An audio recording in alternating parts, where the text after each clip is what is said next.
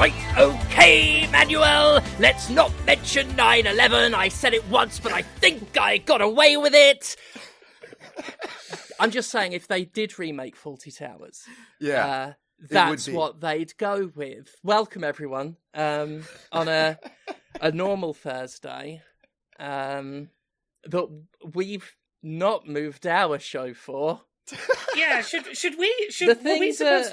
were we supposed to follow Nintendo's lead and record this a day early and post it a day late? I think so. I also we discussed a little bit about this before we started recording, because we figured it would be maybe a bit too risque to mention anything on the show. And then we jump immediately. So then I immediately made a joke about Fawlty Towers, which is what the joke... Actually, now that I've said it... Yeah, let me just assure the listeners that when I said Fawlty Towers, that was not the joke. It was specifically a joke about Fawlty Tower. The Fawlty Towers part of it, I'm just realising, might have come off as part of the intended goof. Welcome to Podquisition. Just no one say the phrase Fawlty Towers from now on. I said it once, but I think I got away with it. Whatever you do, don't mention Fawlty Towers. Whatever you do. Comes around earlier and earlier every year, and we just got blindsided by it. Mm-hmm. I haven't put the tree up.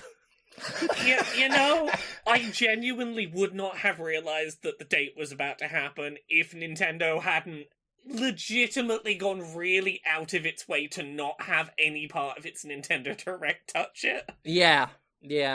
And honestly, limited sympathy, because maybe, it is a generational thing, but they shouldn't have forgotten. We've been told. For a quarter century now. Just about. America won't let it happen. They won't let it happen. We're not moving on. That's why the Nazis are back.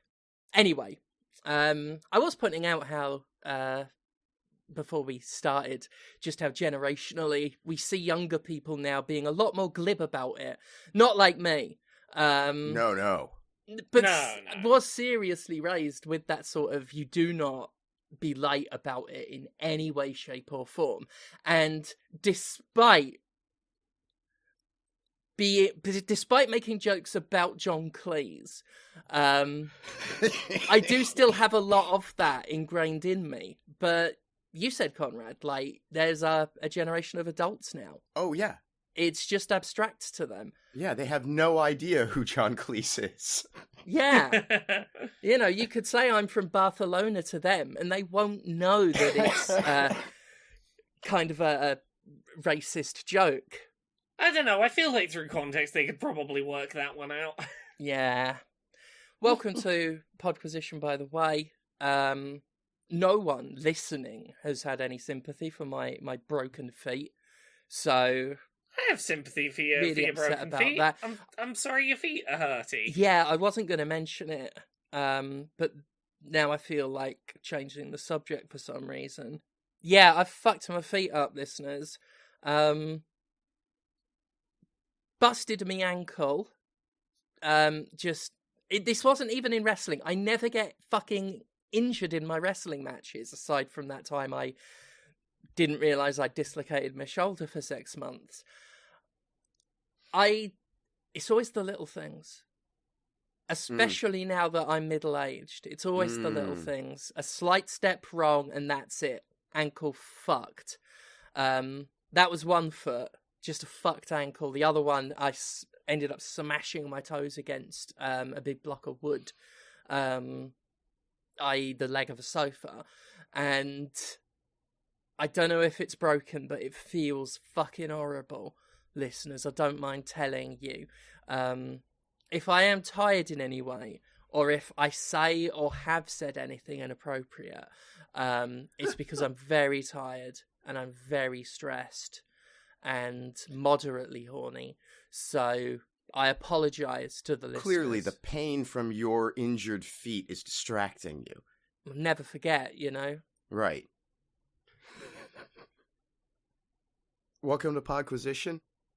Welcome to Podquisition. We play video games occasionally. We do. Conrad, do you think the war on terror should have happened, or was it a crime? Who's played video games this week? I bet one of you, probably. I can't talk about the video games I played this week because it's even more tasteless and even more of a tragedy. No. Because I played Ooh. Bubsy. What? Why did that happen? Because something possibly went wrong. And Limited Run released a collection of Bubsy games. God, why do we do this? Because they thought it would be funny. And that's the problem. We get games that people think will be funny to re-release or do again. And they forget that we still have to buy it. And we have to buy shit. I will note, I think there is a secondary reason why the timing of this has happened, which is they have just announced a new Bubsy 4D. It looks fucking awful. It sure does look like someone trying very hard to mimic a certain type of humour. I swear, like, that darn cat will never appear in a good game. He's truly cursed. If I just make jokes about how unfunny I am, that'll be funny. Whoa! Yeah, and it's one of my big bugbears in games, is if you are doing something shit and the joke isn't this shit, you're admitting that you've sold shit. As I've always said, if you're just being the thing you're satirizing, it's not satire, it's being the thing.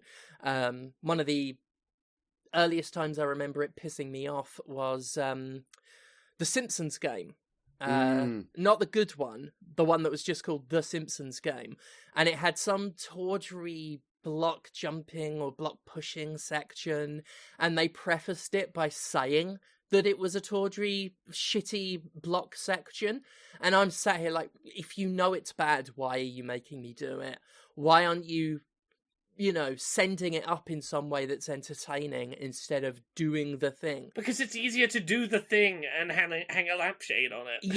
Yeah. I'm so glad that we're at the point now where it's like such a discredited trope to make jokes about killing rats in basements, because that was probably the most common one, was, I've got to kill some rats in a basement, how original. And I'm like,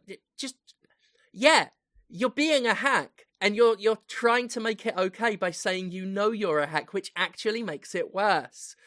Bubsy is terrible. Yeah, is this just the original Bubsy you were playing, the first one? Yeah, they've got Bubsy 1, Close Encounters of the Third Kind. Bubsy 2, which I love, because it's just called... I don't love the game, but I love that it's called Bubsy 2, because they clearly just couldn't think of another joke. Bubsy for the Jaguar, which does have a joke name. I can't remember what it was. I don't know, Claws for Thought or whatever. And then, of course, Bubsy 3D, which has two versions, the original and the original with slightly improved controls. And I have spent much of my time with it playing the first one, the Genesis version, because they've got multiple versions of ones that had them. Bubsy 1 is almost revolutionary, ahead of its time, in that it is a rage game developed generations before rage games became a subgenre. It has everything that you'd see in a rage game. It's got getting over it sections that catapult you back to the beginning of the level. He's got one hit point, and there are so many things that you can't see coming that will just insta-kill you. Like awkwardly placed enemies or outright traps. And the sweetest plum of all is the fact that he takes full damage. It's a fucking 16-bit platformer, and he's taking fucking full damage. And the game, true to the attitude of a rage game, exploits that. Here's a spring with a bunch of collectibles up in a straight line that you're going to want to use. Oops, now you're dead. Here are a bunch of leaps of faith that you can't, even if you hold down to look below you, you can't see what's below you. And most of it's solid ground very far away from you. Here's a boot placed at the end of a roller coaster. So you're having fun on the roller coaster, then hit the boot and get catapulted all the way to the beginning of the roller coaster, but just a little bit overshot so that you fall down and hit the ground that's miles below you and take full damage in a 16-bit platformer. I hope it was designed as a prank, just because I'm scared of the idea of there being developers that thought they made a proper game. It would be better if they'd made it as a prank that took your money than if they did it in good faith. So there's that, and I started Bubsy 3D shortly before recording, and it is immediate, even with the enhanced controls, it is so immediately bad, it's almost impressive. It feels so bad to move around and jump, and he's still got 1 hit point, and it fucking sucks, and it won't shut up. At least the original just had little comments between levels. Here now, in the majesty of 64 bits, he never shuts up. Bubsy's terrible. So this hasn't sold you on getting excited for Bubsy 4D, then? It hasn't, funnily enough. This hasn't rekindled your long-standing love of the Bubsy series. It is fucking criminal. Absolutely fucking criminal that we get a Bubsy and there's no Gex. That is true. I would take Gex 1,000 times over Bubsy. There's not that much, like, daylight between them, even. No, no. They're very, very similar, but no. A Gex collection came out a couple weeks ago. Oh, did it? Actually, yeah. So I don't know if that's a prelude. I think Square Enix has Gex now. I don't know if that's paving the way or not. I guess we'll see. But yeah, we've had 2 Bubsy games, including this one, since the Gex days, because there was that awful 2D platformer where he just keeps repeating the phrase "pilot's license, what for?" every time you jump. And I tried playing that for a while. That was out in the late 2010s, I think. And that was fucking miserable. Bubsy games are miserable.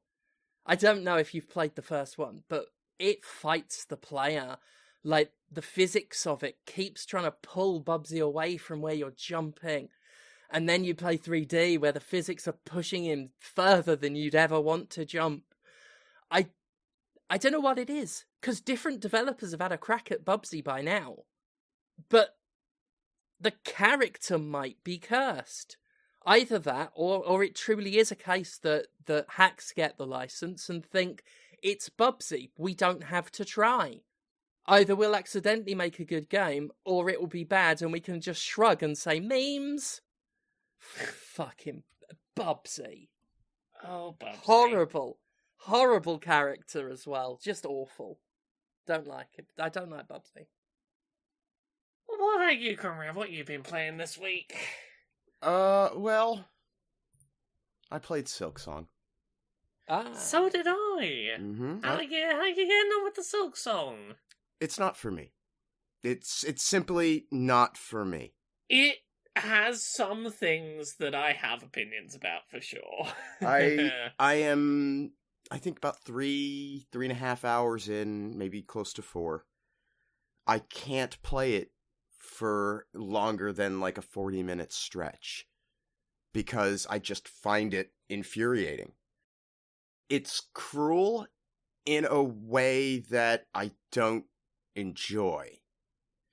And I've been thinking a lot about this because I have 1,100 hours in Spelunky 2, which is a undeniably cruel game.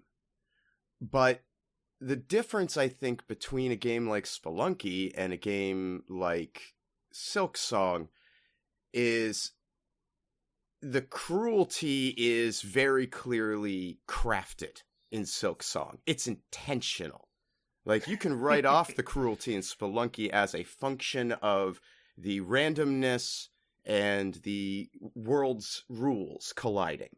Mm. Here, when I go through a particularly lengthy stretch of difficult platforming and combat to reach a distant chair to sit on and act as a checkpoint, is and it then that, it kills chair, me. Yeah. No, shit like Yeah. shit like that. Like, it's Before you even got to that chair, as soon as you said difficult platforming, I was like, you're in the area where you're having to bounce down on the red flowers. I know exactly where you're at. and I like that section.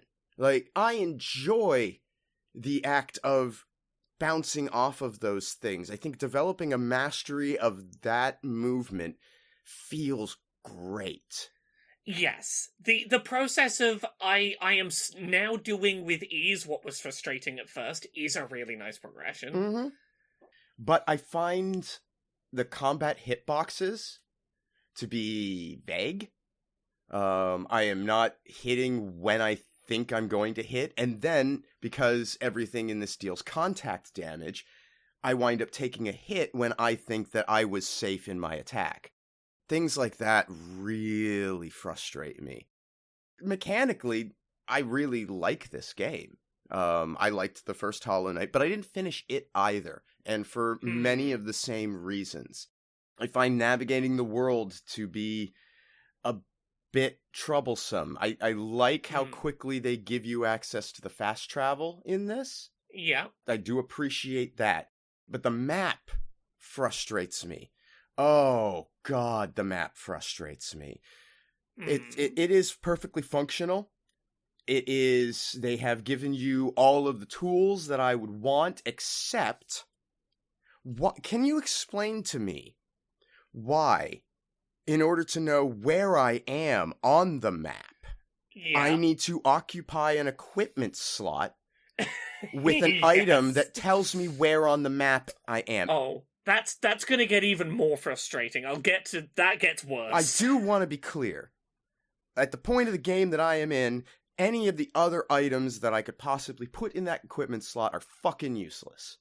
You know, it's, I can collect more of a resource that I am always full on, or I could, at a slight distance, pick up some of another resource. Those are the only two alternatives that I have. So it's not like I feel like I'm losing capacity by having this occupy this slot, but I shouldn't have to.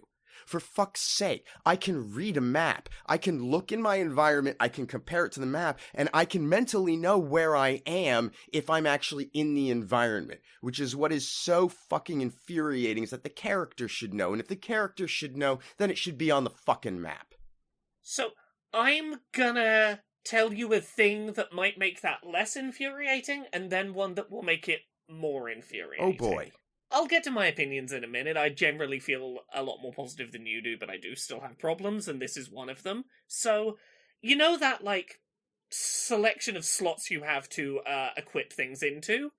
You can find items in the world that will let you unlock more slots, so that you can have the compass and another yellow-coded item equipped at the same time. I figured that was... Yeah, so that is possible. You don't ultimately have to make that decision one or the other with this default crest. I am going to tell you one thing a little further in that, it is the most annoyed I got with this game. I unlocked a different moveset by beating a specific boss. A complete change of my tool set and, the moves and how my character attacked and moved through the world, which was very cool. The problem was, by default, it had no yellow slots on it for equipables, meaning I did not have the option to equip the compass. And that meant it was fucking useless to me, that new moveset, because I can't fucking navigate this map without the little icon showing me where I am well enough.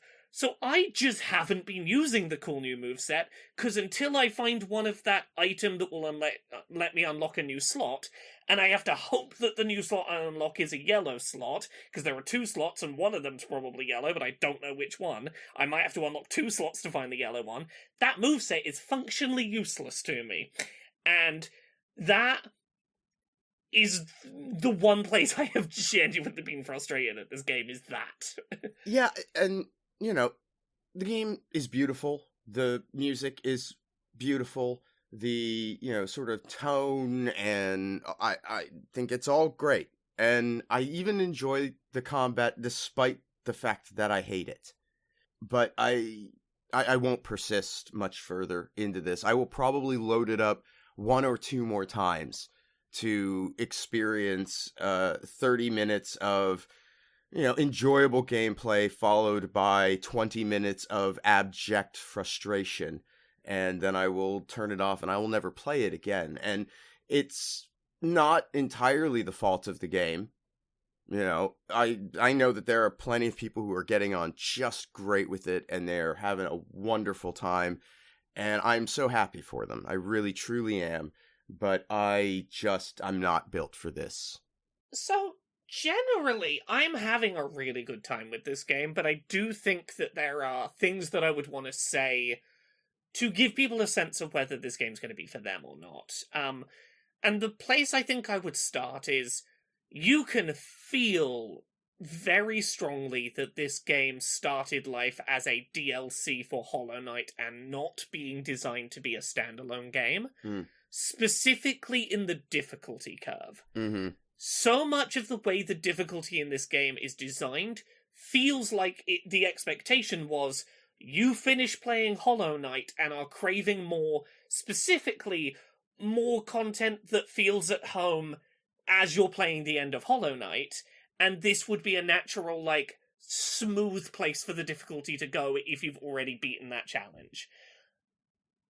Decisions like having most of the bosses deal 2 chunks of damage rather than 1 on contact, for example, are the kind of punishing moves that feel like they make sense if you go straight from the end of a game into this content, and make a lot less sense jumping into this 8 years after Hollow Knight came out.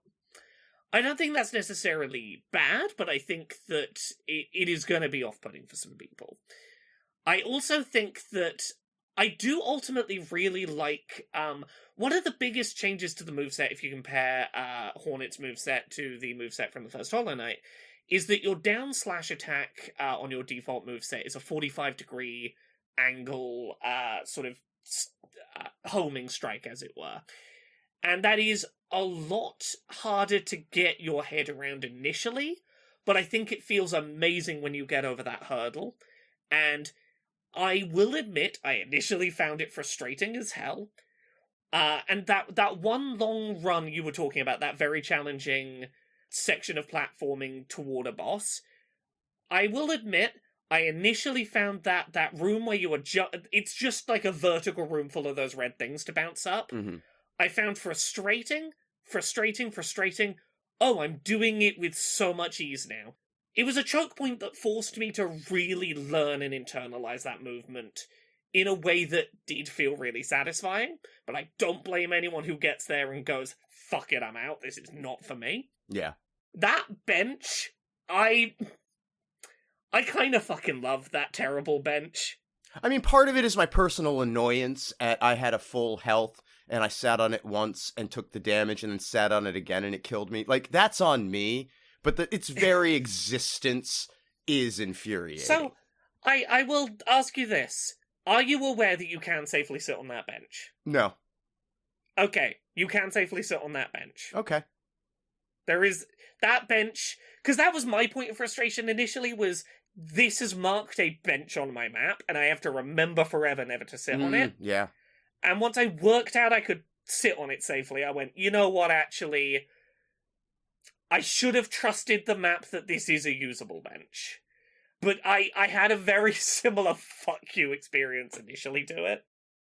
I do really like a lot of the boss designs and how they are done. Yeah. In that, I think one thing that this game does better than the original Hollow Knight, and I have found really satisfying the more time I've spent with it, is there are a lot of bosses in the first act of the game that will very deliberately punish you until you go, I can't rush this, I have to stop and take my time and go, what is the answer here? Because trying to just fight it on instinct isn't going to work. There's one that I think about, I don't know if you've encountered it, that is a mole on a ceiling vomiting down vomit at you. No, I don't think I've gotten to that one. Okay. It is in a room full of platforms you can jump on to jump up to get to it, or hide underneath to avoid the vomit. Mm-hmm. And that is a boss that I had so much trouble with until I stopped and internalized. I'm really bad at doing short hop attacks. I jump too high, I don't press the jump button short enough. I make contact with the boss because I jump too high, I jump into them, I take damage. I'm going to explore this room until I find a platform that is low enough, just a little lower, that my bad short hop is not so high, it's not making me hit the thing on the roof. That I worked out how to accommodate my shit short hop by finding the right place in the room that my short hop would be the right distance for the attack, and learning the rhythm of get in, get one short hop attack, get down under safety. And I felt so good. I couldn't do the thing the boss fight needed me to do, but there was enough places to fight the boss that I could work around that. There are some moments like that that have been really satisfying. And, like, I cannot deny that this game feels lavishly over-engineered in the variety of stuff it has going on. The fact that, like, every little NPC you talk to has, like, their little babbly dialogue, but also if you come and find them with a musical instrument later, they'll all sing a little voiced song that's unique. The variety of enemies and attack patterns there are around. A lot of the intricacies of the attack system of things like you can attack an enemy's attack and use that as a way to block incoming damage feels pretty great. I'm persisting with it and having a great time with it, even if there are little things that annoy the hell out of me in it. Such as, I unlocked an entire new move system and there is nowhere to put my compass and therefore it's unusable for me. Little usability things like that are pretty rough.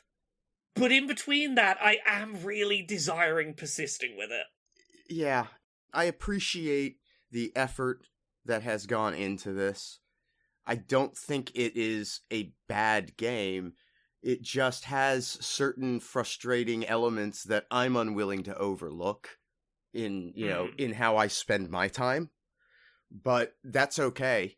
Like, I don't think they are, like, destroying of the experience necessarily. I think they are just part of the experience. And I really do hope everybody who is enjoying it continues to find it enjoyable. Yeah. I'm getting toward the end of the first act, I think. And it's not a game I'm going to binge through, but it is a game that I'm enjoying playing in, like, 2 or 3 hour bursts here and there and going, I do feel like one day I could get through this, and I'm gonna feel really cool when I do. Right on. Steph, what have you been playing? Balatro. Oh. Balatro? I finally went ahead and played Balatro. Yeah. Yeah, just a complete random urge took me to play Balatro. What do you think?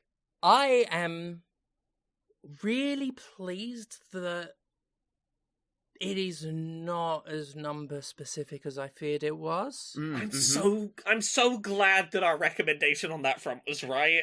Yeah, I haven't so far needed to really employ maths.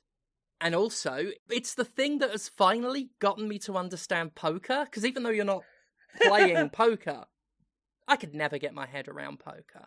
I tried playing it once, just couldn't wrap my head around it. But the sheer repetition of seeing the hands in action and the game telling you before you play a hand, like, what the hand is, has actually gotten my head around, in general, poker as a very basic thing. So that's been cool.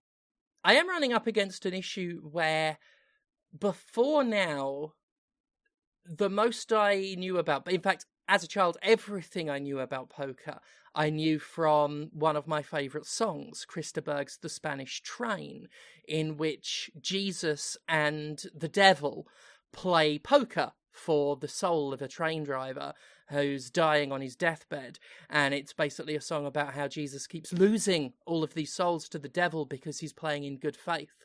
It's a great... I just, as a note, I have that song drilled into my soul as someone who grew up in the kind of church that wanted Christianity to be really cool to young people. It's that and a song called The Champion about God and the devil having a boxing match that are just like absolutely ingrained into my very being.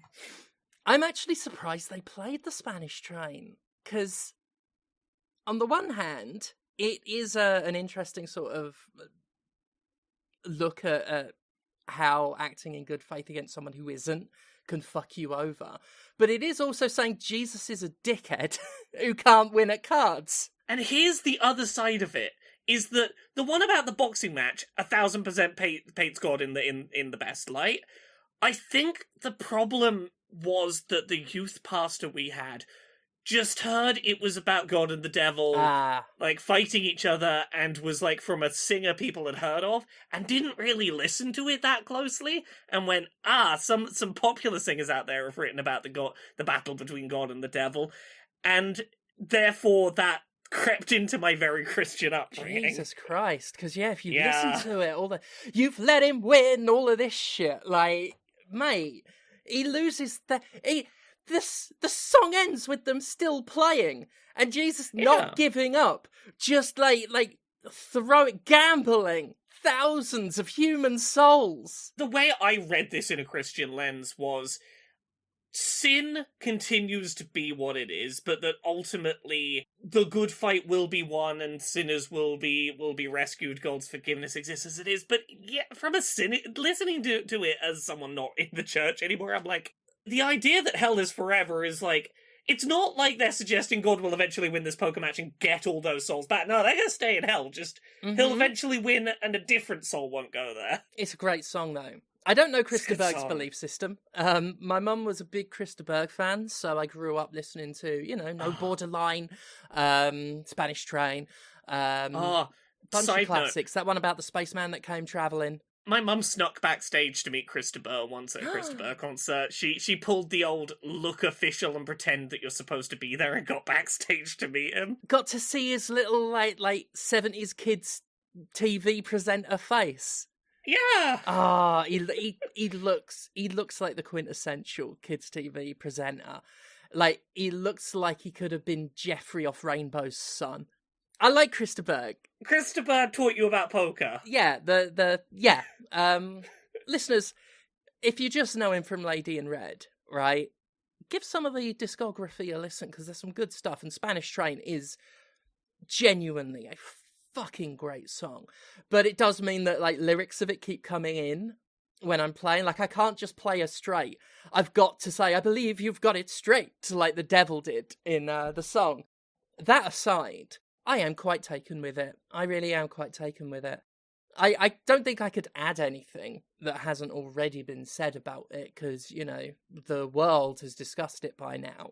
But I am enjoying it. I don't know if I've got the kind of staying power that I would have with some of the other sort of big viral addictive kind of games that are out there. But while I'm playing it so far, I am enjoying it. I might need to look at some of the settings, though, because the visuals seem to possibly be a headache risk for me. I don't want to turn off, like, animations and stuff, but I already took the CRT filter off, because that was not nice. I like it. I really like the art on the Joker cards, and all of the cards, actually, have some really good art. They really nailed that sort of that dopamine hit you want from these games with regards to opening the card packs, like the booster packs and things. But otherwise, like, they've not actually gone very hard on the instant sort of gratification thing. You're trading for a very small amount of money, and it doesn't make a big fuss when you win. Have you yet started to get the experience where you have a hand so good that it clears the entire round in a single hand? I was going to get to multiple that, times? yeah. they have kept a lot of it in reserve for those moments. And I haven't played many runs yet, but the last run I did before recording, I had a round like that. I haven't won any runs yet, but I had one where I had so many multipliers stacked up that for a long time I was winning in one go each time. And that was good. I like the subtle little fire effect that grows on the combo counter, like the multiplayer counter on the left. So that's good. That's good. Yeah, see, the dopamine chase in this game really kicks in when you start getting the kind of hands and synergy where that flame is covering like half the screen. Wow. And you're starting to get numbers that are like times 10 to the power of like very long numbers. Where you're starting to get like, oh, it just doesn't show you a number anymore because you went higher than it could show you. Okay. There is a really high ceiling on where you can start like absolutely walking the floor with the score system. And that's where the like, oh, there it is, comes in. Yeah. Okay. Well, because I've already been like very pleased by what I have now learned are very low scoring multipliers. But yeah, I am enjoying it a lot. Yeah, the one thing I haven't liked so far are a lot of the bosses. Like some of them, sometimes it feels like I've got a promising run and then I just hit the wrong boss and it almost has that Slay the Spire thing where it's like just the one boss fight ends it. The one that I really hate so far is the one where you can't play the same hand twice. Yeah. Stuff like that right now. I don't know if later on, as I like unlock more cards and things, it will change. But right now, I'm like, that's just a run killer for me. The thing I would say you need to start like thinking about if you're going to stick with this is there are a lot of tools and opportunities to skip a boss that you know is going to be terrible for you. Or to re-roll a boss that's going to be terrible for you. Yeah, I did get a boss re-roll on my last run as well. Yeah, there's a few ways, like, I don't know how much you've been engaging with the system, I forget what it's called, that instead of playing, like, a particular one of the 3 hands in a round, in an ante, you instead get the bonus from below it, and skip that hand. Oh yeah, I don't think I've been doing anything like that. No, so, like, sometimes those are like, oh, you won't play this round, so you obviously won't get the money for playing this round, but, like, the next set of cards shown to you in the shop will have, like, one card that won't take up a slot in your, Joker stack, for example. It'll be negative, or something like that. Some of those will do things like give you the ability to skip or reroll a boss. Looking out for those can be a great way to avoid, like, oh, I can see on round 1 that this anti's boss is gonna fuck me. Yeah. Be looking for those exit plans. Yeah, okay, that is good to know, because, yeah, there are certain ones, and there aren't many I like. I'll say that much. There aren't many I like. I'm very aggravated by the ones that do the debuffs. I absolutely despise the one that won't let you play, because I could not beat it. With what the cards I had and the ones I was drawing, that one, I simply could not beat. I just had to give up. So yeah, I'll definitely sort of keep that in mind more. But that aside, good stuff. Yeah. Good stuff. I will reiterate, for anyone who's a bit scared of the numbers of it all, it's really more vibes than it is actual numbers you gotta think about. Yeah, and really the game tells you what cards are going to score before you play a hand. Like, it tells you what kind you get and the multiplier you'll get off it. And once you've referenced the sheet a few times that it gives you, that lets you know sort of how you make certain hands to play, it very quickly, and I say this as someone with dyscalculia who cannot number, it surprised me how quickly it became second nature. I don't know enough about cards in general that I would say I'm always playing the most efficient hand I could, but getting that vibe, as you say, You pick it up very quickly. And then you start looking at your cards and you can very quickly tell, what you can play at a glance and get a feel for what cards you should be discarding and what you could take a gamble on trying to go for. So yeah, I really like it. And I'm glad I finally got around to playing it. That's lovely to hear.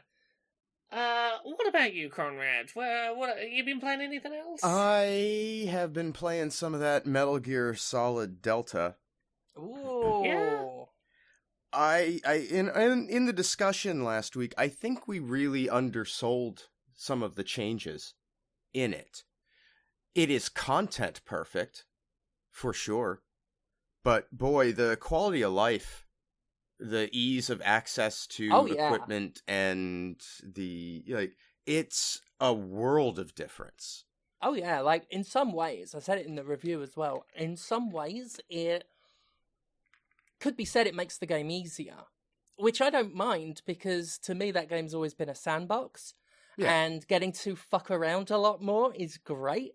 But yeah, being able to so seamlessly go from third to first person, aim, shoot. I said again in the review, now that you can shoot and aim sensibly, and aim and throw sensibly, you are so much more willing to engage with the game's weirder and more fun optional elements. Mm-hmm. Yeah. Facial animations actually do add quite a bit. Yeah. The torture room scene has a very different vibe, because you can see almost the thought process in Joy's face. Now, and I haven't gone to check, did they record a new version of the theme song? I felt they did.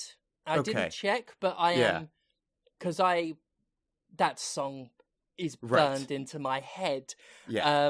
And it sounds very different, so I'm very sure they did. Not just for the title sequence, but I'm pretty sure it's been re-recorded for the ladder climb as well. Yeah. Well, that's the thing, is that they do match, I think, the vocals in the main theme and the ladder climb sequence. I think they just did a full re-record of the vocals for the song.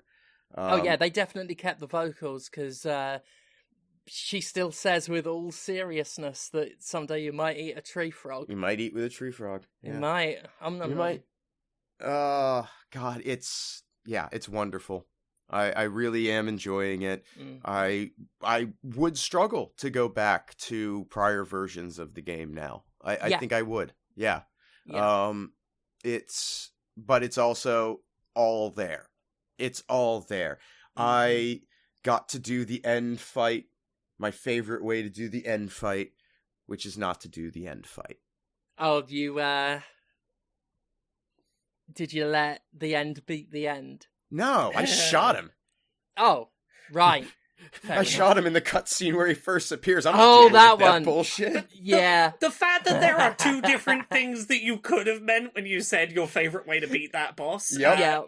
I think is a credit to that game's design still. It truly is. Yep. I mean, great game. And beyond that, because I said last week, the end is a masterpiece within a masterpiece. Mm-hmm. In terms of boss battles, in terms of any combat design, it is fucking beautiful. And multiple ways to beat him, multiple things to do in it. Do you want to shoot his parrot? Do you want to shoot and eat his parrot because the game's accounted for it? Do you want to sneak up on him and hold him up? There's just so many things you can do, and so many ways you can fuck around with any aspect of the game. And the end is very much a culmination of it. Do you think that the Fear looks like Bill Maher now? Because I do. It's startlingly similar. Yeah, you're right. I hadn't considered it. That kind of, both have the face of a smug hawk. It's similar hair as well. It's startling how much he looks like him. Well, I think they were trying to give him a vamp type look originally. Yeah. But this is, no, yeah. I mean, a bloodsucker of a different stripe, you know. Oh. God, fuck Bill Maher. Piece of shit. But yeah, great game. Very happy continuing to play it. I'm in Groznygrad now. I just did the torture room scene, and I'm about to break out of the cell. I'm looking forward to that. I love that there's so many ways to break out of the cell. Yes. Mm-hmm. Like, God, what a good game. Did you save and come back to the cell? Save, quit out of the game and come back? Oh, well, yeah, I have. I haven't come back yet, but... Okay, cool. Very cool. Although I don't think I've saved in... I don't think I've saved in the room. I think I'm just on my auto-save as I enter. So I might have to do that. You may have to, because I think you need to speak to a paramedic on a save. But yeah. Delightful times. It's funny you say that's where you've stopped. Because I'm replaying Metal Gear Solid, the first one, because now I've got the bug. And I am literally saved in the cell after the torture scene in Metal Gear Solid. We are at the same point in different games. Amazing. God, the consistency throughout this series. And yet they all feel so different at the same time. It's remarkable. Yeah. What a trick. Oh, yeah. Like, that's kind of an echo of what we were saying earlier about if you just be the thing, you're not making a point, you're being the thing.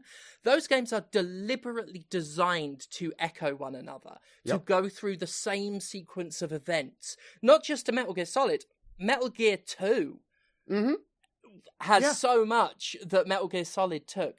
And yet, they're not just being the thing. They're not just repeating themselves and saying, isn't it clever? We're doing the same thing. No, actually, they are doing... But in Metal Gear Solid 2, they point out that they are doing the thing, but they did it so fucking well that it works. Yeah, because it's still got so much of its own sense of self, identity, different, things added, but beat for beat still follows the story. And makes a genuine point with it. The point isn't just, oh, look, we're doing the same thing. And we're going to point it we're out doing the to same make it thing. Okay. Yeah. Great stuff. I love that series. God, that series is so fucking good. In Metal Gear Solid 2, Solid Snake tells Raiden he's going to be okay in a big fight. Because he taps his bandana and he says he's got infinite ammo. And that's not an Easter egg. That's the plot. This series is fucking mega. It's so good. Every time I think about my love for this series, I think about the fact that there is a very serious plot point in one of these games where a man with IBS is the only one who can save the day because he's afraid of needles and didn't get injected with nanomachines and therefore can't be mind controlled. So he's got to go save the day while trying not to shit himself because he's the only one not mind controlled by Psycho Mantis, who is a character. Right? Like, that's a very serious plot point. In a game that says incredibly still relevant to this day things about war and nuclear disarmament. And it's got massive amounts of shit, like scat humor in it. I'm in a barrel doing farts because I wouldn't take the nanomachines for my IBS. Yep. I must save the day. Followed by a scene that might make you fucking cry. And looking at someone's ass is a plot point in all of them. Yeah. Oh, God, yeah. Amazing. God. So we got a couple of newsy bits for this week, if you're up for those. Yeah, let's do it. So, you might remember from way earlier this year, before the Switch 2 was officially shown off by Nintendo, it was a very open secret what it was going to be. And one of the things that was particularly notable was peripheral manufacturer Genki showed up at CES, Consumer Electronics Show. And they showed up with 3D printed Switch 2s and accessories, and implied to some visiting press that they had their hands on a stolen retail Switch 2 that they bought on the black market. Mm-hmm. Well, surprise, surprise, Nintendo sued Genki. And that has come to its conclusion. They reached a settlement without going to trial. Genki is required to pay an undisclosed amount to Nintendo for damages. In addition, there's a lot of very specific stipulations that Nintendo has put on Genki that I'm going to read to you. They cannot use any Nintendo logo, design, or anything confusingly similar to Nintendo stuff in any marketing. They cannot use terms that kind of rhyme with Nintendo words to imply that their peripherals will work with Nintendo consoles, such as the terms glitch or glitch 2, because that sounds too much like Switch. They have agreed not to use the terms Genki Direct or Genki Indirect for reveals of news information, playing off of Nintendo Direct.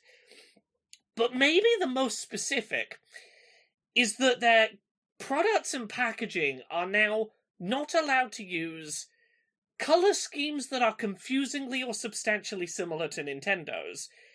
Namely, red and white, which is the Switch logo colors, red and blue, because that's the default Switch Joy-Con colors, green and pink, which is the Splatoon edition Joy-Con colors, blue and yellow, which I think is the Fortnite Joy-Con colors, purple and orange, which is a Joy-Con variant, pink and yellow, which I believe is a Joy-Con variant, and purple and green, which is another Joy-Con variant. So Nintendo has gone, if we've fucking made a pair of Joy-Cons that are two colors, Genki can't use those two colors together anymore. And this is why you don't fuck with Nintendo. Like, if you fuck with Nintendo, they will take away your ability to use color. Yeah.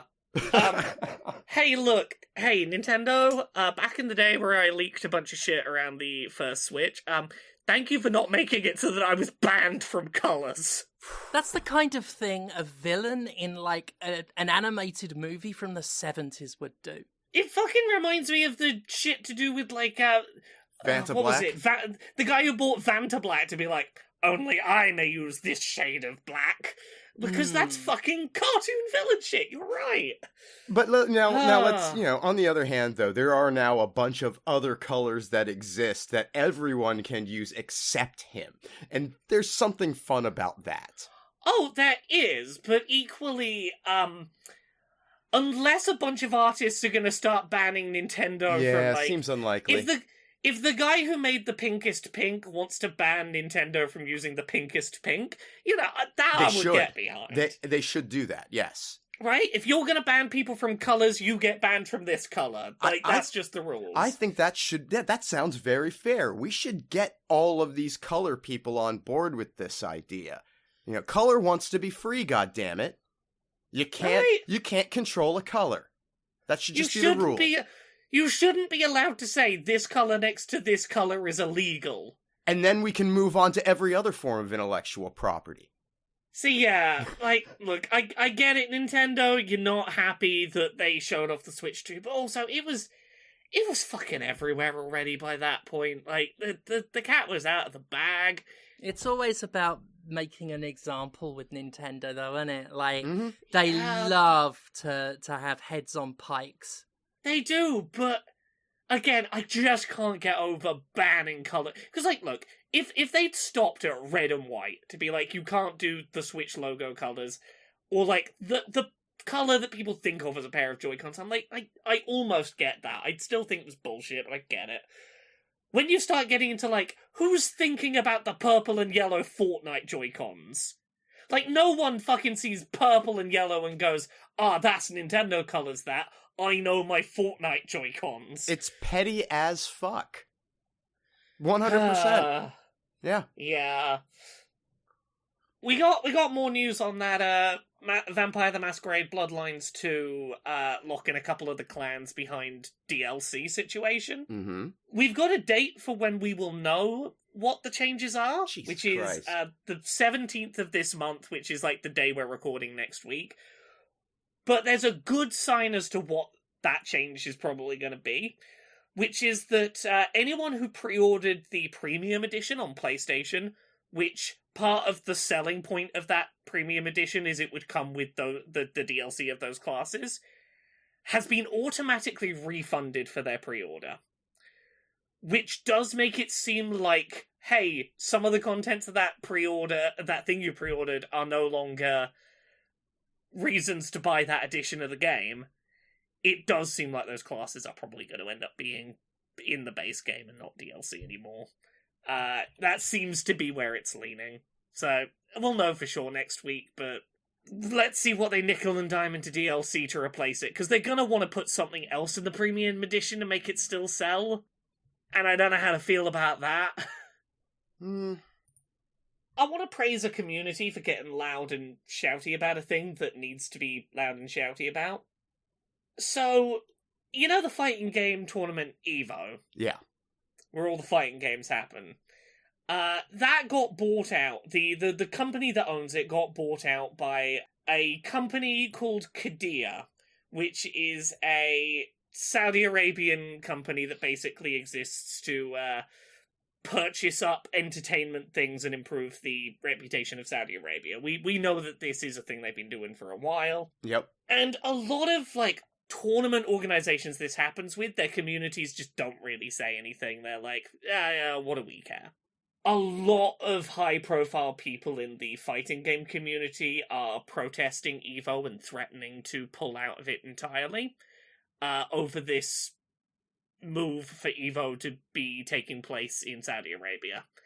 And I just want to say fucking props, well done, good on all of the people in the fighting game community who are being very loud and vocal about potentially missing out on the biggest event for them of the year and cutting that event out because they disagree with the politics of what is happening to it. Yeah, I mean, that is a difficult thing to do because you are absolutely taking food out of your own mouth when you do that, you know, but it's blood money. And I'm hopeful that other events will spring up and be successful or more successful than they have been in past, and EVO can rot. And that investment, as far as I'm concerned, can become worthless. And hopefully the players are strong enough to be able to make that happen. But it's really unfortunate. I mean, it's the power of money infiltrating all of this stuff at every level, and yep. Yeah, it's a shame that we have this system that makes that possible. But... yeah. But I think that's it for this week. Oh, we did it. Awesome. Yeah. Awesome. Well, something Vampire the Masquerade, but something. Laura, can you tell us about the things you do? Something me, the stuff I do. Oh, something, Laura, yes, please. Yeah, Laura K. Buzz. That's where you find all the stuff what I'm up to. Mondays, Wednesdays, and Fridays I stream on Twitch in the evenings UK time, somewhere between 9 and 10 p.m. UK I usually start. Currently I'm doing some Silksong streams, might be doing some shiny hunting in Pokemon ahead of Legends ZA coming out. I'm working through Yakuza 0, the English dub, I'm working through that on stream, so come check those out. YouTube.com/LauraKBuzz, you can find most of the stuff that I post about video game accessibility is over there. Just Laura K. Buzz. Go check out the stuff, maybe throw me a little bit of money on Patreon if you enjoy the things that I do. Go check out this season of Dice Funk. I play the middle sibling of a trio of dragons. I am having a lot of fun really leaning into playing a middle sibling. That has been a lot of fun. What about you, Conrad? Where are you at on the internet? Oh, you can find me at Conrad Zimmerman on Blue Sky, and you can hang out with me on Twitch at twitch.tv/thatConradZimmerman. I'm on Sundays, Mondays, and Tuesdays. You could buy anti-capitalist propaganda and Jimquisition merchandise at mercenarycreative.com. And everything that I do online gets supported through Patreon at patreon.com/fistshark. And you know who else has a Patreon? Stephanie Sterling. That's correct. Patreon.com/Jimquisition, which supports this podcast and the currently on hiatus web show, which I am hoping to get back to in the next couple of weeks. Just between the move and the book and everything else, that break was so well needed, and I am enjoying it while I'm on it, to be honest. But we will be back, and yeah, check out my work in Vampire Survivors. I did most of the bestiary that's in there. My work on Date Everything, where I did all the item descriptions and the character of Barry Styles. And my work on Quantum Witch, which covers the chapter known as Riverhome. All of those games available on Steam. Date Everything, Vampire Survivors available on most things. And yeah, Vampire Survivors The Grimoire is a book coming out early next year. Sort of, I think, like at least first half of next year, so keep an eye out for that. And my next wrestling appearance will be October 26th. Oh, no, October 16th now, but that's not been fully announced yet, so it'll be around the Midlands. For UK listeners. So yeah, that's that. Thank you all so much for listening, and we'll see you next week. Bye. Bye. Bye.